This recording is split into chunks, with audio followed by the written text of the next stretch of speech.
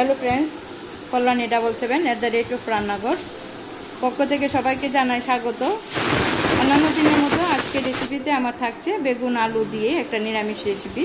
এই রেসিপিটা খেতে অসাধারণ হয়, বিশেষ করে নিরামিষ দিনে। আপনারা ঘরে যদি আর কোনো সবজি নাও থাকে, শুধু বেগুন আর আলু দিয়ে আপনারা বানিয়ে নিন এই চটজলদি এই রেসিপিটি। তো এর জন্য আমার কি উপকরণ সাথে লাগছে ওইটা রান্না করতে করতে আপনাদের সঙ্গে শেয়ার করছি। আমি চুলা পাত্র বসিয়ে দিলাম। এখানে পরিমাণ মতো তেল দিয়ে আমি আলুটা আর বেগুনটা ভেজে নেব।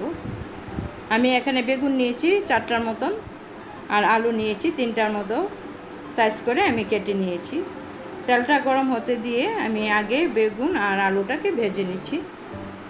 আলুটার মধ্যে আমি পরিমাণ মতো হলুদ দিয়ে দিলাম, দিয়ে পাত্র গরম হয়ে গেছে, আমি দিয়ে দিলাম এর মধ্যে। এভাবে আমি উল্টে পাল্টিয়ে ভেজে নেব। নুনটা আমি এখন দিচ্ছি না, রান্নার সময় আমি দিয়ে দেব, ভাজার সময় আমি দিচ্ছি না। তো আলুটা মোটামুটি ভাজা হয়ে গেছে, মিনিট 5 মতন আমি এভাবে উল্টে পাল্টে ভেজে নিলাম। এখন ভাজাটাকে আমি তুলে নিচ্ছি। এই পাত্রের মধ্যেই আমি বেগুনটাকেও ভেজে নেব। দেখতেই পাচ্ছেন ওইটা রান্না হতে হতে আর একটু সিদ্ধ হয়ে যাবে। আমি এখন ওইটাকে তুলে নিচ্ছি। আশা করি আপনাদেরও এরকমভাবে রান্না করলে ভালো লাগবে। আপনারা রুটি পরোটা গরম ভাতের সাথে খুব ভালোভাবে সার্ভ করে নিতে পারবেন। যদি গরম ভাতের সাথে খেয়ে থাকেন তাহলে তরকারিটা একটু রসালো করতে হবে। তো দিয়ে দিলাম এর মধ্যেই বেগুনটার মধ্যে আমি হলুদ মিশিয়ে নিলাম। এখন এভাবে উল্টে পাল্টে নেব। বেগুনটা হতে বেশি একটা সময় লাগবে না, আলুটার মতন হয়ে গেছে। আর সাথে সোমবারের জন্য আমি দিচ্ছি একটা তেজপাতা, 2টো শুকনো লঙ্কা, আর সোমবারটা দেব কালো জিরে দিয়ে, আর সামান্য একটু আদা নিয়েছি। বেগুনটা মোটামুটি ভাজা হয়ে গেছে, মিনিট 5 মতন আমি ভেজে নিয়েছি। ওটাকে উল্টে পাল্টে শুধুমাত্র এর মধ্যে হলুদই দিয়েছি, আমি নুনটা দিইনি। রান্নার সময় আমি দিয়ে দেব। তুলে নিচ্ছি ভাজাটাকে, এর মধ্যে আলুটা দিয়ে মিশিয়েও নেব। এইভাবে রান্নাটা করলে বিশেষ করে নিরামিষ দিনে খুবই ভালো লাগে। আপনাদেরও আশা করি ভালো লাগবে। যদি ভালো লেগে থাকে অবশ্যই আমাকে কমেন্ট বক্সের মাধ্যমে জানাতে ভুলবেন না। ভাজা হয়ে গেছে, আমি এ থেকে তুলে নিচ্ছি। এই তেলের মধ্যেই এখন আমি ফোড়নটা দিয়ে দিচ্ছি। এর জন্য পরিমাণ মতো তেল নিয়ে নিচ্ছি।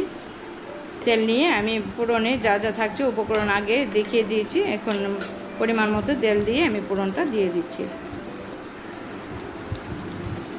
দিয়ে দিলাম 2 চামচের মতো সরিষার তেল। রান্নাটা আমরা সরিষার তেল দিয়েই করব, হাই টু লো স্টিমে। দিয়ে দিচ্ছি একটা বড় সাইজের তেজপাতা, ওইটাকে মাঝখান দিয়ে চিড়ে দিয়ে দিলাম। 2টো শুকনো লঙ্কা দিলাম ফোড়নে, একটু লালচে করে ভেজে নেব এটাকে। আর দিচ্ছি 1/2 চামচের মতো কালো জিরে দিচ্ছি। এখানে 3টার মতন এলাচ, দারুচিনি আর লং দিয়ে একটু ভেজে নিচ্ছি। তারপরে দিয়ে দিচ্ছি এখানে আদা কুচানো। এই রান্নার সময় এর স্মেলটা খুব ভালো আসে। আমি এটাকে লালচে করে ভেজে নেব।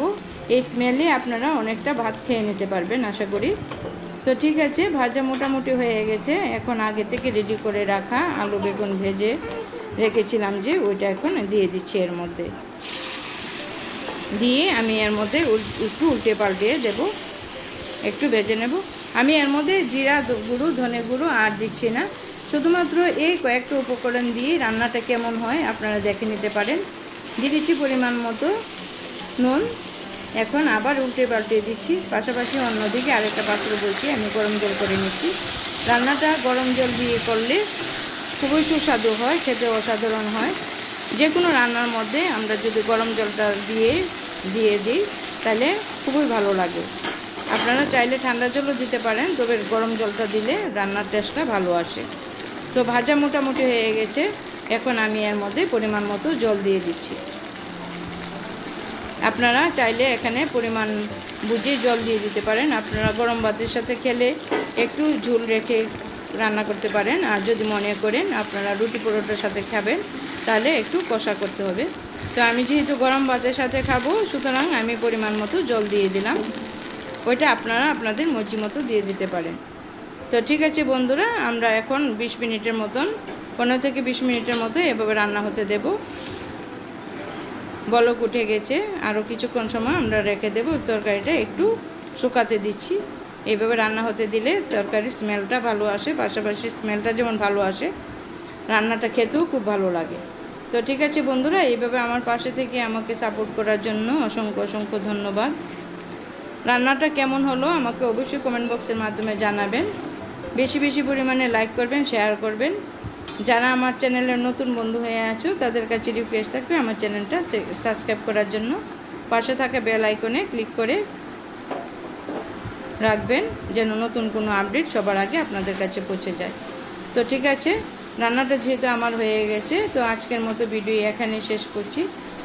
তো দেখা হচ্ছে আবার পরবর্তী পর্বে। ততক্ষণে ভালো থাকবেন, সুস্থ থাকবেন। দেখতে পাচ্ছেন আপনারা তরকারিটা আমার অনেক হয়ে গেছে, আর মিনিট 2-1 মতন আমি রান্না হতে দেব। তো আমাকে অবশ্যই কমেন্ট বক্সের মাধ্যমে জানাতে ভুলবেন না। এইভাবে পাশে থাকবেন। তো ঠিক আছে বন্ধুরা, রান্না হয়ে গেছে, আমি একটু লাউ করে দিচ্ছি। ভালো থাকবেন, সুস্থ থাকবেন। দেখা হচ্ছে আবার পরবর্তী পর্বে। ওকে, ধন্যবাদ।